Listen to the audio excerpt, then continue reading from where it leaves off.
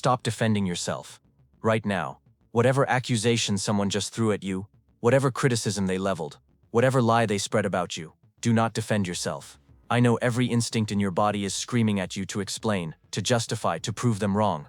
That instinct is exactly what's keeping you powerless. And today I'm going to show you why the moment you start defending yourself is the moment you've already lost. 3 days ago, I watched a successful entrepreneur spend 45 minutes in a meeting defending a decision he made that was absolutely correct. He had the data. He had the results. He had every logical reason to support his choice. But the moment he started explaining himself to people who had already decided to criticize him, he transformed from a leader into someone begging for approval. By the end of that meeting, people who initially had no strong opinion had joined the critics. Why? Because his defense made him look guilty. His explanation made him look weak. His justification made him look like someone who needed permission to make decisions. This isn't a story about one person's mistake. This is a fundamental truth about human psychology that Niccolò Machiavelli understood 500 years ago and that most people still refuse to accept today. Defense is admission of doubt. Explanation is demonstration of weakness. Justification is surrender of power. The moment you feel compelled to defend yourself is the moment you've accepted someone else's authority to judge you. And once you accept their authority to judge you, you've given them power over you that they didn't have before you opened your mouth. Let me ask you something. Think about the last time someone attacked your character, questioned your decisions, or accused you of something you didn't do. What was your first instinct? To explain yourself, right? To lay out all the facts, to prove you were right, to make them understand, to clear your name. And what happened? Did they suddenly apologize and admit they were wrong? Did they thank you for clarifying? Did your lengthy explanation change their mind? Of course not. If anything, your defense gave them more ammunition. Your explanation gave them more angles to attack. Your justification made them more convinced you were hiding something. Here's what nobody wants to tell you about human nature. People don't attack you because they think you're guilty. They attack you because attacking you serves their interests. Maybe it makes them feel powerful. Maybe it distracts from their own failures. Maybe it positions them as morally superior. Maybe it's just entertainment for them. Whatever their motivation, your guilt or innocence is irrelevant to their accusation, which means your defense is irrelevant to their attack. You're trying to win a logical argument when they're not engaged in logic. They're engaged in psychological warfare. And you're bringing facts to a power game. Machiavelli watched this pattern destroy princes across Renaissance Italy. He saw loyal advisors who were completely innocent get torn down because they defended themselves like they were on trial. He witnessed competent leaders explain themselves into subordination. He documented how the act of defense itself creates the perception of guilt, how explanation signals insecurity, how justification transforms leaders into followers, and he wrote something that scandalized his era and still makes people uncomfortable today. Never attempt to win by force what can be won by deception. But here's the twist most people miss. Sometimes the greatest deception is refusing to play the game at all. Sometimes the most powerful move is to treat baseless accusations with the silence they deserve. Today I'm going to reveal the dark psychology behind why defending yourself destroys your power and what to do instead. These aren't comfortable truths. They go against everything you've been taught about honesty, transparency, and communication. They contradict the social conditioning you've received since childhood about explaining yourself and clearing up misunderstandings. But they work. And they work because they understand something most people refuse to accept. Power dynamics aren't about truth. They're about perception. They're about who controls the frame. They're about who maintains composure while others spiral into emotional reactions. The psychological framework of defense makes you the defendant in a trial you never agreed to attend. Think about what happens in a courtroom. There's a prosecutor making accusations. There's a defendant explaining themselves. There's a judge and jury deciding who's right. The defendant is automatically in the weaker position. They're the one who has to prove something. They're the one whose credibility is being questioned. They're the one whose future depends on convincing others of their innocence. Now think about what happens when someone accuses you of something in your personal or professional life, and you immediately start defending yourself. You've just accepted all 3 roles they assigned you. You've agreed to be the defendant. You've acknowledged them as the prosecutor. And you've given them and everyone watching the role of judge and jury. Here's the crucial part most people miss. You didn't have to accept any of those roles. The accusation only has power if you acknowledge it as legitimate. The moment you defend yourself, you've legitimized their attack. You've agreed that their opinion matters. You've validated their authority to question you. You've surrendered the power position and accepted the subordinate position. And once you've done that, the damage is done. Even if you present the most compelling defense in history, even if you prove beyond any doubt that you're innocent, you've already lost the psychological war, because everyone watching now sees you as someone who needs to explain themselves to their accuser. You've accepted a power dynamic where you're answering to them. Machiavelli understood that perception of guilt is often created by the act of defense itself, not by any actual wrongdoing. An innocent person who confidently ignores a false accusation appears innocent. An innocent person who desperately defends themselves against a false accusation appears guilty. Why? Because confidence suggests truth. Desperation suggests deception. Silence suggests strength. Explanation suggests weakness. Calm indifference suggests security. Emotional justification suggests insecurity. This is counterintuitive. This is uncomfortable. This goes against every instinct you have. But this is how human psychology actually works in power dynamics. When someone accuses you and you remain silent or respond with strategic indifference, observers think, they're not even bothered by this accusation. Either the accusation is so ridiculous it doesn't deserve a response, or they're so secure in their position that they don't need to explain themselves to anyone. Either way, this person has power. But when someone accuses you and you immediately launch into a detailed defense, observers think, why are they so defensive? If they were really innocent, wouldn't they just brush this off? All this explaining makes me think they're hiding something. Their desperation to be believed makes me doubt their credibility. This is the defense paradox. The more thoroughly you defend yourself, the more guilty you appear. The more detailed your explanation, the more people suspect you're constructing a careful lie. The more emotional you get about clearing your name, the more people think you're overreacting because you're actually guilty. The more time you spend justifying your actions, the more people wonder why those actions need so much justification. Your defense doesn't prove your innocence. Your defense suggests your guilt, and the person who accused you doesn't even need proof anymore. Your defensive reaction did their work for them. Think about every major scandal you've witnessed in politics, business, or entertainment over the past few years.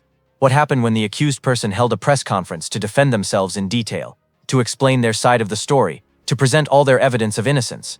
Did public opinion swing dramatically in their favor, or did their lengthy explanation make people more suspicious? What about the people who refused to address the accusations directly? Who simply continued their work and let their results speak? Who treated the accusations as beneath their notice? Those people often maintained their power or even increased it, because their refusal to defend suggested the accusations were so absurd they didn't merit a response.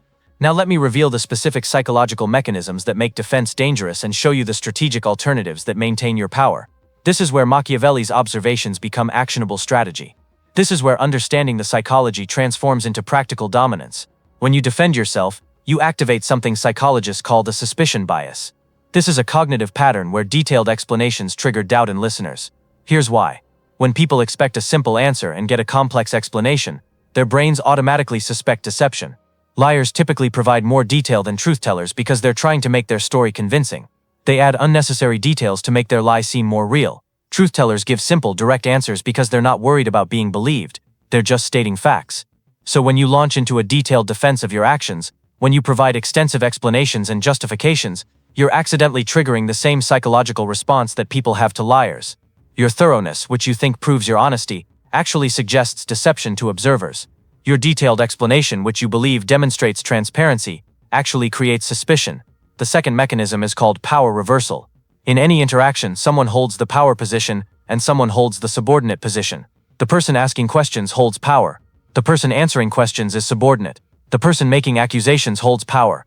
The person defending themselves is subordinate. The person sitting in judgment holds power. The person seeking approval is subordinate. When someone attacks you and you defend yourself, you've just handed them the power position. They're now the authority figure whose satisfaction you're seeking. You're now the subordinate whose credibility depends on their approval. This reversal happens instantly and unconsciously, and reversing it once it's happened is nearly impossible because you've already established the dynamic. The third mechanism is frame acceptance. Every conversation has a frame, a context that determines what's being discussed, what the rules are, and who has what role. When someone accuses you of something, they're attempting to establish a frame where they're the moral authority judging your behavior. If you defend yourself, you've accepted their frame. You've agreed that your behavior is subject to their judgment.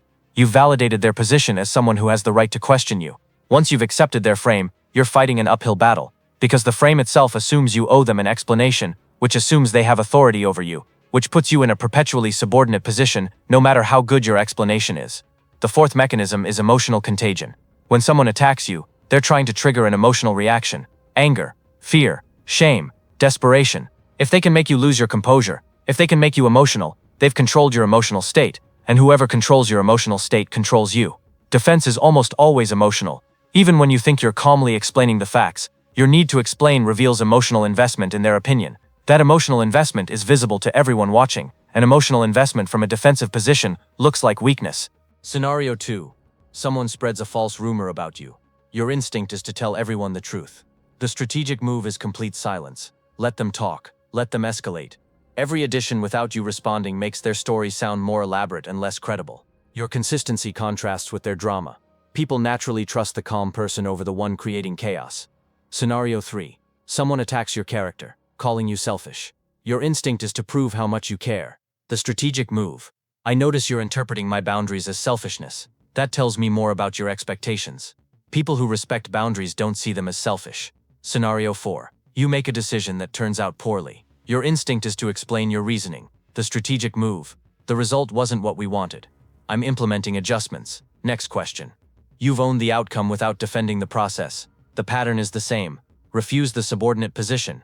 Refuse to give accusers power over your emotional state. Refuse to make your legitimacy dependent on convincing others. Machiavelli observed that princes who defended every criticism got paralyzed. Meanwhile, princes who ignored petty attacks maintained authority and faced fewer attacks. Why? Because people learned that attacking them was pointless. Without the payoff of emotional reaction or visible distress, attackers moved to easier targets. This is the long-term value. You become an unattractive target. Manipulative people need reactions. When they don't get those from you, they lose interest. You've become psychologically bulletproof. But achieving this requires internal work most people avoid.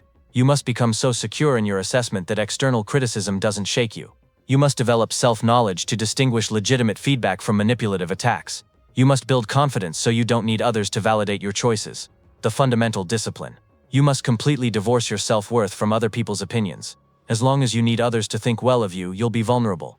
As long as you need others to believe in your integrity, you'll defend when questioned. Eliminate the need, and defense becomes irrelevant. Machiavelli understood this profoundly. He wrote, "A prince should not care about the infamy of cruelty if it keeps his subjects united." Translated, you should not care about being misunderstood or temporarily disliked if maintaining your boundaries creates better long-term outcomes. Your concern should be effectiveness, not universal approval. This is where most people fail. They understand intellectually but can't implement emotionally. They know they shouldn't defend, but discomfort drives them to explain. They know they should maintain composure, but injustice triggers reactions. This gap between understanding and capability is where power is lost. The solution: completely reframe how you think about criticism and accusations. Stop viewing them as threats that must be addressed. Start viewing them as information about the people making them, and tests of your psychological strength. When someone attacks you, they're revealing their insecurities, and testing whether they can control you through emotional manipulation. If you respond defensively, you've failed the test. You've proven they can control your emotional state. If you respond strategically with silence, reframing, or calculated offense, you've passed. You've proven they cannot control you. The person who consistently passes these tests becomes known as someone who can't be manipulated. That reputation is infinitely more valuable than successfully defending any specific accusation. So what do you do the next time someone attacks, accuses, or criticizes you? First, pause. Don't respond immediately. The immediate response is almost always emotional and defensive. Assess. Is this from someone whose opinion actually matters? Is this legitimate feedback or an attack? Does this require any response, or is silence the strongest move? Second, check your emotional state with brutal honesty. If triggered, wait. Every defensive reaction comes from emotional triggering. If you find yourself desperately wanting to explain yourself, that desperation is the warning sign. Wait until it passes and you can respond from strategic calculation rather than emotional reaction. Third, implement your chosen strategy completely. If you choose strategic silence, maintain absolute silence. Don't break after a few days. If you choose reframing, execute it once and return to silence. If you choose calculated offense, deliver your evidence once with precision and never mention it again. Let the evidence do ongoing damage without you appearing vindictive. The goal in all cases is the same. Demonstrate that you cannot be controlled through accusations. Prove that attacks against you are pointless because they don't achieve the attacker's goals. Show everyone watching that you operate from such psychological strength that you don't answer to people who try to put you on trial. This reputation, being psychologically untouchable, is built through consistent application of these principles over time. Each time you refuse to defend when defense is expected, you reinforce this powerful reputation. 500 years ago, Niccolò Machiavelli tried to teach Italian princes this fundamental lesson about power. Most ignored his advice. They believed that defending their honor, explaining their decisions thoroughly, and justifying their actions to critics would maintain their authority and respect. They were completely wrong. The princes who actually maintained real power, who kept their positions through challenges and attacks, who built lasting influence, they were the ones who understood that authority doesn't come from convincing others you deserve it. Authority comes from demonstrating through your behavior that you don't need others to validate it. Defense seeks external validation. Power demonstrates internal sovereignty. You cannot pursue both simultaneously. You must choose. You have a choice right now, in this moment, that will determine your trajectory. You can continue defending yourself every single time someone questions you. Continue explaining yourself every single time someone misunderstands your intentions. Continue justifying yourself every single time someone criticizes your decisions or actions. This path leads predictably to exhaustion, continuously diminishing authority and increasing frequency of attacks as people learn you're an easy target who always reacts. Or you can start immediately implementing strategic silence, strategic reframing, and calculated offense as your default responses. This path leads to psychological sovereignty, steadily growing power and respect, and decreasing frequency of attacks as people learn you're not a profitable target because you don't give them the reactions they need. Machiavelli's lesson is devastatingly simple but incredibly profound. Never defend yourself to people who have no legitimate authority over you. Never explain yourself to people whose opinion doesn't actually matter to your real goals. Never justify yourself to people who are obviously attacking you in bad faith rather than offering legitimate criticism. Save your energy for strategic offense. Save your words for calculated moves. Save your explanations for the genuinely rare situations where explanation actually serves your strategic interests. In all other cases, which is most cases, silence is strength, indifference is power, and refusing to defend is the ultimate display of unshakable confidence. Look at your relationships and daily interactions with brutal honesty. How many times in just the past month have you defended yourself when you didn't actually need to? How many times have you explained yourself to people who honestly don't deserve detailed explanations from you? How many times have you justified your choices and decisions to people who have absolutely no real authority over your life? Each of those instances was a specific moment where you unnecessarily gave away power. Each of those instances reinforced in others' minds that you're someone who can easily be put on the defensive. Each of those instances made you a more attractive target for future attacks because attackers learned you'll react predictably. Starting today, right now, implement this single rule that will transform your power dynamics. Before you defend yourself, before you explain yourself, before you justify yourself to anyone about anything, pause and ask yourself one critical question. Does doing this actually serve my strategic interests, or am I just trying to satisfy my emotional need for their approval and understanding? If it's the latter, if you're defending yourself purely because you can't tolerate them thinking poorly of you, don't do it. Sit with the discomfort. Let them think whatever they're going to think. Maintain your silence or deploy strategic reframing, but absolutely do not defend yourself from a position of emotional need. Watch what happens when you implement this consistently. You'll be surprised how quickly people stop attacking someone who genuinely doesn't react to attacks. You'll be amazed how much mental and emotional energy you suddenly have when you're not constantly explaining and defending yourself to people who don't matter.